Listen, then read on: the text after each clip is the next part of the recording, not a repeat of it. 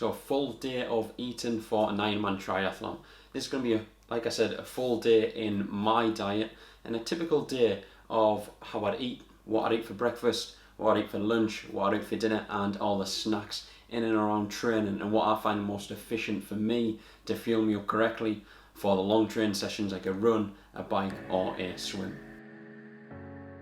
So somewhat frustratingly at the minute I am actually isolating, so that means that I can't go outside, I can't do my usual run on a morning, but I do have a turbo trainer which is an indoor trainer for my bike, so I have been able to do that and I've been doing some little home workouts as well. So this is going to be a typical day of eating in isolation. In other words, an isolation edition of a full day of eating for an Ironman triathlon. I'm going to be putting up clips on the screen of my food and basically what I eat throughout the day, like I said. First off, we're going to start with my breakfast. I pretty much have every single day, of at least 5 or 6 days out of the 7. Monday, normally through till Saturday, sometimes on a Sunday I might have something different, but this is my usual breakfast. I usually go for a run on a morning, early doors. As if you've seen one of my other videos, you'll notice I like to get up early, get my run done, or my cycle. Usually a run though, early morning. But this week, like I said, because I'm in isolation, it was cycle. So as you can see on the screen now, the first meal of the day is the oats. So what I normally like to do is have around 60 grams of oats, a little bit of milk, a little bit of water. So it's normally, the ratio is probably like 1/3 milk, 2/3 water. I'll put some strawberry protein in, and I normally have the Matrix, I think Anabolic Gold. If you have had this protein before, you'll notice that it is pretty high in protein if you use the massive spade they give you inside the bucket. I think that's around 50 grams of protein per serving. So I think I normally have about 3/4 of the scoop, so around 40 grams of protein just in that one scoop, which is obviously quite ideal on a morning. Put it in my oats, and then I'll have some frozen fruit and some cinnamon, as you can see. So that's protein oats with some mixed fruit. And I'll also put on the side of the screen as well, if I haven't already, the protein, carbs and fats and the total calories of each meal as well. So I'm going to put the total calories in the top corner and also a breakdown of the calories in each meal as well. The main reason I like to have oats on the morning is because it's an easier way of getting my carbs in, I can get my protein in, and a little bit of fat. Sometimes I'll put some peanut butter in, but it's perfect. I enjoy it, I like the taste, good carb source and a good source of protein, obviously if I have that big scoop or spade of protein powder mixed in. 10 to 7, this is a lot later than I'd usually get up. I'm sure I've probably already mentioned earlier on in the video that I have had to isolate for the second time in 6 weeks, so I'm up a lot later than I usually am. Usually I'd be up at around 5 AM, go for a run, and then I'd obviously have my breakfast after. But this morning, I'm going to have my breakfast now, which is going to be protein oats. So let's get on with that. Okay, so I've just finished a quick 30-minute AMRAP, which stands for as many rounds as possible. 15 press-ups, 15 Z presses, 15 bicep curls, 15 dumbbell skull crushers, and 15 crunches.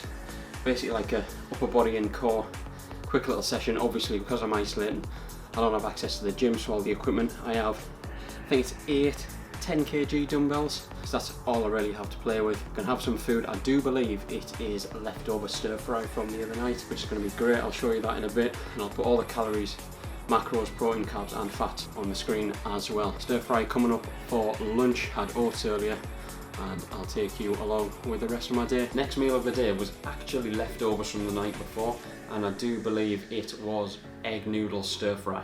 Probably one of my favourite convenience meals. It's so quick, so easy to make, and it's so nice. I normally have a sweet chilli sauce, obviously it's personal preference.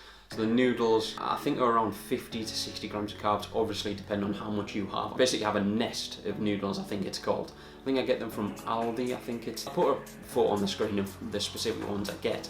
And then I've actually got chicken and some mixed veg in as well. So this is again a perfect lunch meal for me, which is either before or after training. I think I usually have it after. Obviously it'll depend on my work, on my clients, but with me being in isolation, I have a little bit more freedom and flexibility of when I actually can train and eat. Good sorts of carbs, good bit of protein with the chicken, and probably around 600 to 700 calories. I'll put them on the screen so you can see the breakdown as well. So I normally have like an apple or just something small after my main meal, purely just to have that little sweet kick as well. Low calorie. Then a couple of hours after this, usually around 2 to 3 o'clock, this is my mid-afternoon snack. I'll usually mix it up, but today I've gone for the toast with peanut butter, banana and some honey, and this is probably my all-time favourite pre-workout snack. If you haven't tried it already, I would seriously recommend having this snack. It's perfect. I mean, obviously it's relatively calorie dense, but purely because I'm going to be doing a bike session, as you'll see after this. It's perfect for getting those carbs in, a little bit of fats, just to give me that energy which I require to get me through that cycle session. Okay, so we are now on to 1 hour steady state on the bike. So yesterday was brutal. I did 1 hour in total, 4 minutes, steady pace, 1 minute, all out, fast as possible, on really high resistance as well, uphill. That was really tough. But today we're just going for 1 hour steady state, keeping the heart rate around 140, 145, and then we will get on to dinner, which is going to be low calorie or lower calorie pizza and homemade fries as well.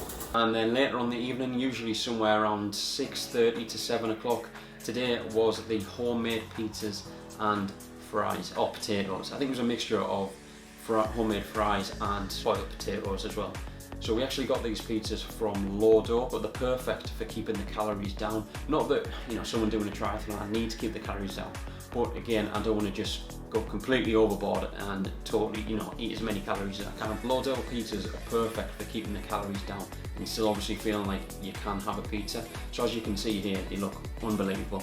I think the Lodo base itself, obviously before I put all the toppings on, is only like 40 calories. I'll put it on the screen now again and put the breakdown of the calories on. It's perfect, especially if you were cutting and trying to keep your overall calories down, it is perfect. I'd seriously recommend. So I do believe my toppings were chicken, cheese and peppers. I've used the half-fat cheese, probably around 150 grams of chicken, and then some peppers, and then obviously, as you can see, some homemade potatoes in the back there. Obviously the fries are homemade, so all we put on them is salt and pepper. So they're basically just potatoes. They don't have much fat in whatsoever. And obviously because of the low calorie pizza base, I wanted to get the fries in on the potatoes, purely just to get some more carbs in there. So I think this whole meal, potatoes and the pizza, is probably, again, I'll put it on the screen, but I think it's only around 700 calories, if that, 600 to 800, obviously depending on what topping you put on your pizza and how much of it in the quantity. My last meal before I go to bed, usually somewhere between 8 and 9 o'clock, I'll pretty much 9 times out of 10 always go for some type of cereal.